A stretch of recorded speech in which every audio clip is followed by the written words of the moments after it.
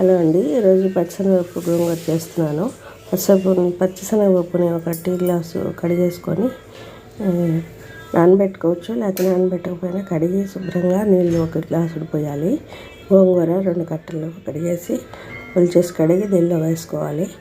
తర్వాత ఒక 6-7 వెల్లుల్లి రెబ్బలు, పసుపు, కారం, ఉల్లిపాయ ముక్కలు, పచ్చిమిరపకాయ ముక్కలు కూడా కడిగి పచ్చిమిరపకాయ ముక్కలన్నీ దీనిలో వేసుకొని కుక్కర్లో ఉడికించుకోవాలి. 3 విజిల్స్ వచ్చేదాకా ఉడికించుకోవాలి.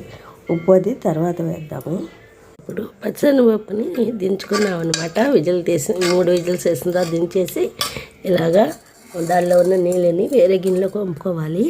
తర్వాత దీనిలో తగినంత ఉప్పు వేసుకొని కొంచెం మెదినట్టుగా అనుకుంటే ఇలా ఉడికితే తాలింపు వేసుకొని కొద్దిగా దగ్గరికి వచ్చేదాకా ఎగిర్చుకుంటే బాగుంటుందన్నమాట. అది తర్వాత చూపిస్తాను.